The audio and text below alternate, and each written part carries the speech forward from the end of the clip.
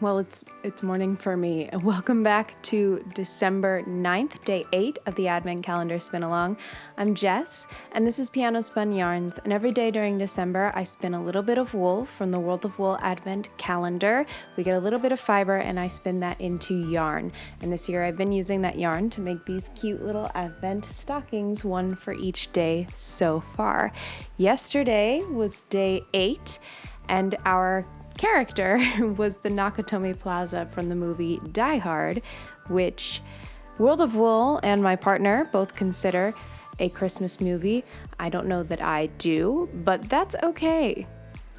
I also can't really chime in on this debate because I don't think I've seen Die Hard, or at least don't see it in any way that I can remember. Yesterday's blend was mostly Gotland, which I said was a kind of had a special place in my heart because it was my first ever fleece.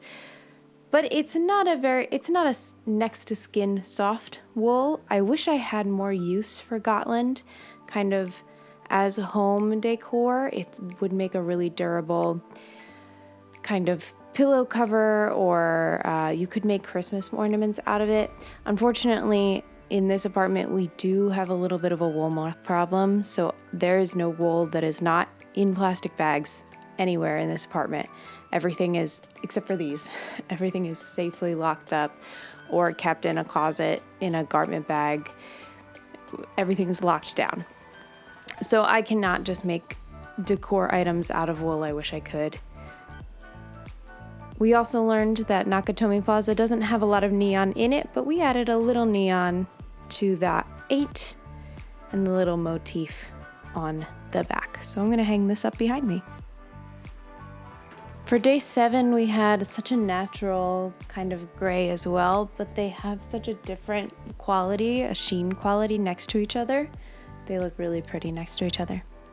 Let's open up the bag for day 9 and find out what our character of the day is. There is a lot of stuff in this blend. So day 9 is Connect Ruprecht. And our blend has merino, alpaca, blue-faced Leicester, Polworth, trilobal nylon, flax, and tussa silk. So just a lot of everything. There is a lot of different textures going on in this blend. Now, Connect Ruprecht, I don't really know. It's definitely not part of like the American Christmas canon, but I do know that it is the name of a piece by Schumann, a piano piece by Schumann from the album For the Young. I will try to play it while I'm spinning. Copyright on piano music is a little bit weird because this piece, well, not this, but the piano piece Connect Ruprecht is in the public domain. I can share this sheet music with you, no problem.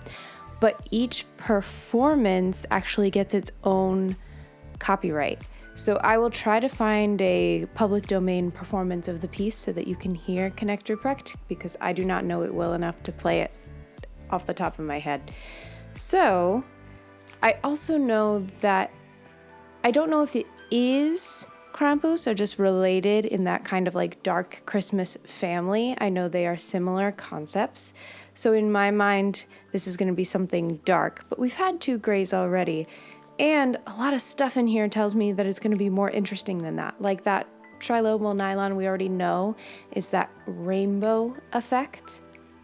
We've got tussa silk and flax, which are going to add kind of opposite textures. Flax is going to be this really thick, kind of straight, pokey quality in the yarn, and then tussa silk is going to be extremely soft.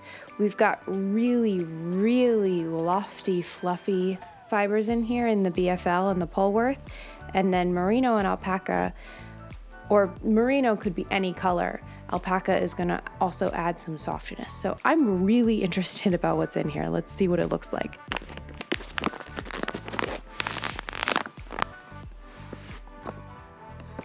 That's kind of not what I was expecting. We've got a lot of natural colors. We've got another day of this really natural oatmeal-y gray. But we've got that trilobal nylon in here, so we've got rainbow going throughout. And it is such a pleasant blend. It's so nice to hold. It's got fluff from the Polworth and the Merino and softness from the Tussa Silk and the alpaca. And just the tiniest bit of flax. So let's see what World of Wool has to say about this blend for Connect Reprecht. Day 9, Connect Reprecht. Wow, we've got a lot of percentages. So 30% merino, 20% alpaca, 15% blue-faced Leicester, 15% Polworth, 8% trilobal nylon, 6% flax, and 6% Tussa silk. Those who know German folklore may be familiar with Knecht Ruprecht as a companion of St. Nicholas, though he is depicted rather differently.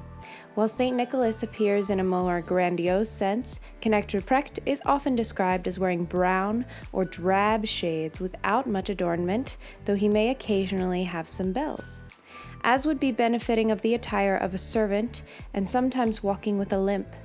If children are good, then they are rewarded with sweets from him, but if they are bad, they are beaten with the bag of ash which he carries, or given coal.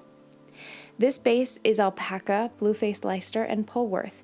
These have been selected for their handle and their bounce. We then added a bit of merino to help lift the shade along with some Tussa silk, because why not, and flax. Flax was chosen because Knecht Ruprecht has been described in some writings as wearing a flax wig. Finally, to add a bit of sparkle, we used glitzy moss, another muted tone of merino with a light sparkle to it as to remind us that not all nice things are brightly colored. So interesting. So glitzy is a blend that already has the merino and trilobal nylon in it. So that was the addition of the trilobal nylon here. Knecht Ruprecht sounds much nicer than Krampus. A lot less scary. Similar concept. Similar, there is like a consequence idea, right? I'm gonna split this and start spinning. It will be a Christmas miracle if I can figure out how to show you the wheel and my hand spinning at the same time. I have not gotten it right yet, but I'm not gonna stop trying.